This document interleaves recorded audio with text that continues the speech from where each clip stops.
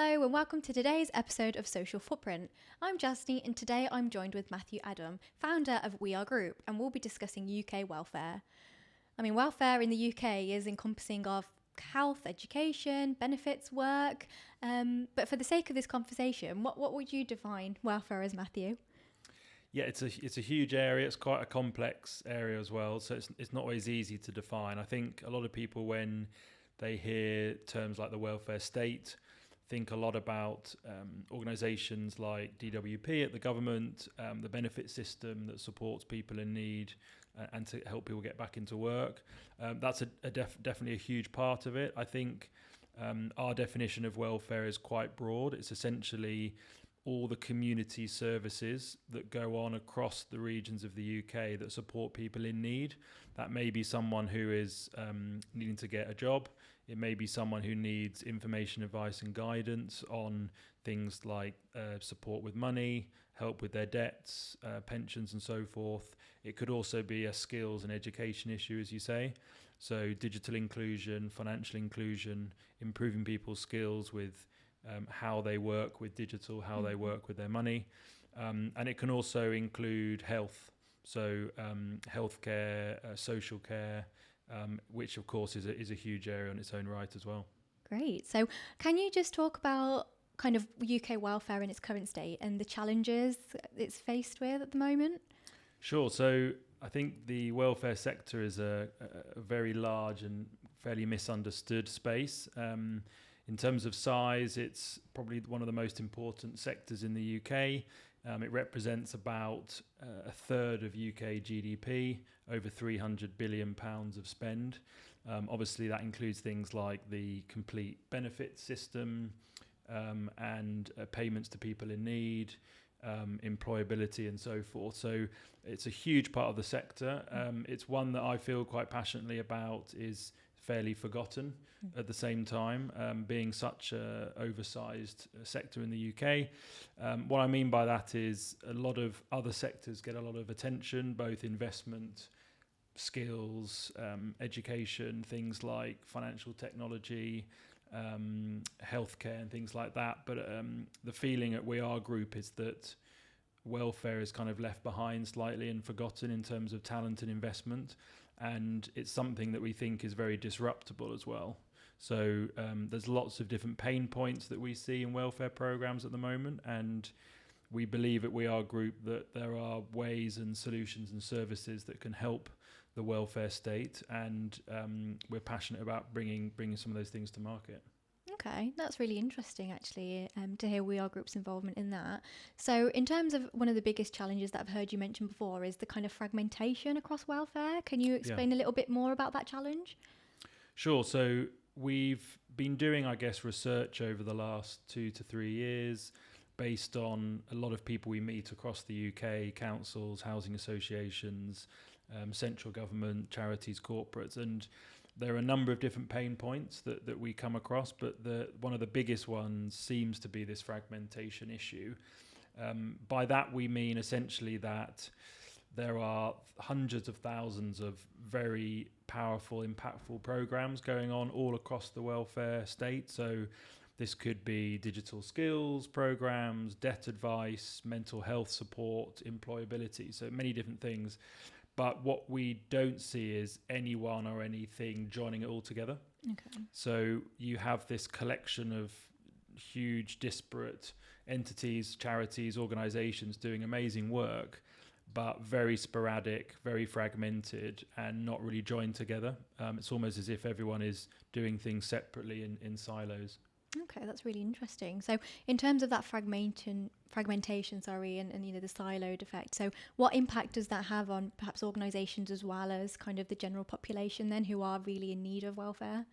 Sure. So we probably see it from two sides. Organisations, so that might be local government, central government, housing associations. We often see the effect on them of this fragmentation is that when they're funding these programs, they have to deal with tens or hundreds of what we call delivery partners. So these are community organisations delivering really important work on the ground. So advice, information, guidance, support, training to people in need, residents in need on the ground. So the issue for the funding organisations is that there are too many of them working in different ways, different systems, different reporting mechanisms, different funding mechanisms to really efficiently manage and keep control of them. So that's one big issue.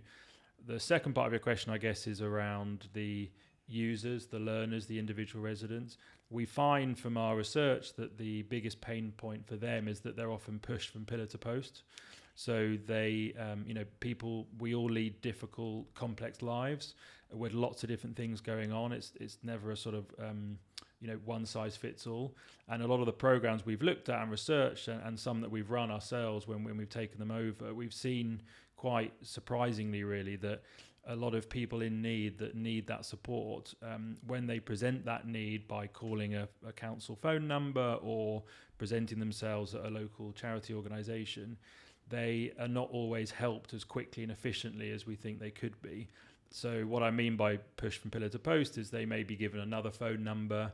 There's a lot of talk in the community about what's called signposting to signposting, so sort of never-ending signposting. So there's lots of things that mean ultimately, sadly, for some individuals, it takes a long time to get their help.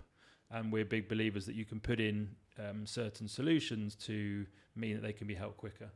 Okay, that's really interesting. So in terms of the solution then perhaps maybe that, organisations and businesses, local government, like you said, and housing associations and whatnot, what could they really harness and use to help kind of resolve those challenges, looking at the kind of bigger picture as well? Sure. So I think, it's a complex web of different issues. We're not saying that we think there's a silver bullet or a sort of one solution, but there are a number of elements, I guess you could say, that we've come across that we think, if tied together, can be really impactful and at least help us to move along the way slightly. So we're not trying to say we have the perfect answer, but one of the examples of what we've seen that can be a solution is essentially what we call a one-stop shop. So of all these brilliant programs and providers in the community, we believe there needs to be a way of bringing them all together. So bringing them under one roof, one organisation that can provide basically a managed service. So we think there's a lot of inherent power in the bringing together, the orchestration, the connection of all of these entities. So in essence, a platform or a way of working, as we call it here, that joins everything together end to end. So from the first referral of someone in that shows a need, and onwards all the way through their journey to be booked up to a supplier that can help them. And then what happens, that outcome and the reporting at the end. One of our big solutions that we believe for some of these pain points is to stitch all that together, if you will, and bring it under kind of one managed service. Okay, yeah, that's a lot to unpack there. So obviously that sounds like, to me, like a no-brainer for organisations and companies to do, but how would you imagine, you'd encourage or incentivize that way of working and bring all these kind of communities and partnerships and businesses together? Yeah, it's a good question. I think we find this all the time, that when you look across the sector or the welfare space, it's a huge spider's web of complex needs on the user side, many different types of funders, all shapes and sizes, and then hundreds of thousands of delivery organizations out there. And when you multiply all that together, it's this huge melting pot of different things, and that can definitely be a challenge to bring that together. I mean, if you look at delivery partners on the ground, you have, I think, 10,000 or so independent advice charities out there that are doing information, advice and guidance, and that doesn't take into account some of the branded networks that have hundreds of locations. So yeah, it's a big challenge. I think one of the things we're trying to do is, things like this podcast, thought leadership, and different information to show people that there's a different way of organising themselves. So we're big believers and want to kind of do a campaign to show people that actually if you do deliver a service in a slightly different way and bring some of these different stages of a customer journey together, it can be much more impactful. So we're trying to kind of get the word out there and speak to different organisations that have maybe run it in this way for decades, we believe.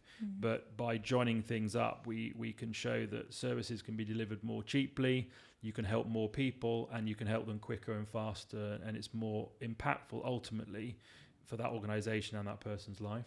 Okay, no, that's a really nice sentiment, actually, kind of strengthen solidarity and whatnot. So if people did adopt that approach, if organisations did adopt that approach, what benefits would they reap, as well as obviously kind of an efficiency for the end user? Is there, like I said, any benefits that they reap as well there? So we see the benefits slightly differently for, I guess, which angle you're looking at on the programme. So in terms of end users, we've mentioned how they can find services quicker, and it's more impactful for their life. They also get triaged through our services, so they go to the point of need of where they actually need help and about the right theme or subject for them.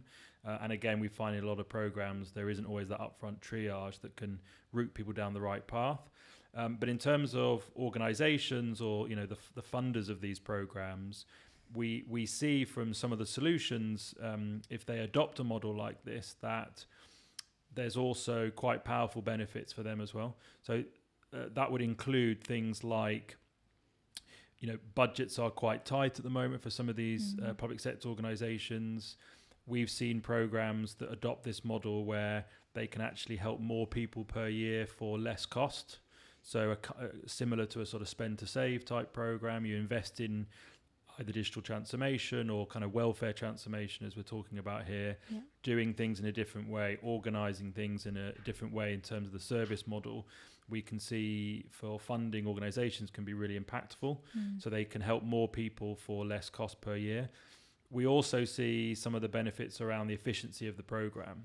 So again, we've seen a lot of welfare programs across the community where the funding organization is tearing their hair out because they may find it very difficult to get reporting done in a timely manner from lots of different service organizations that they're dealing with.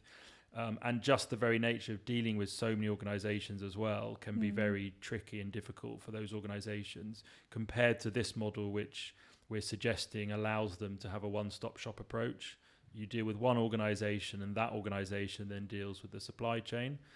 So really it's about saving costs, helping more people in need per year, and an efficiency gain really to make an end-to-end program with all the different stages within that come together for them, and allow them to manage it in a much easier and more cost-effective manner.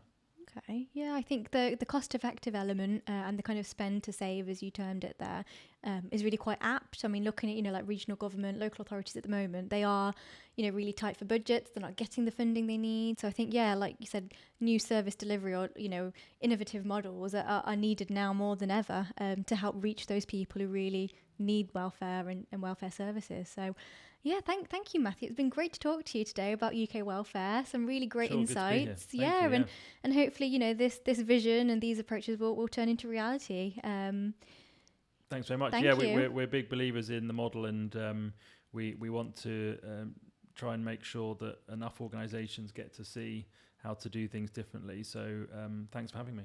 Thank you.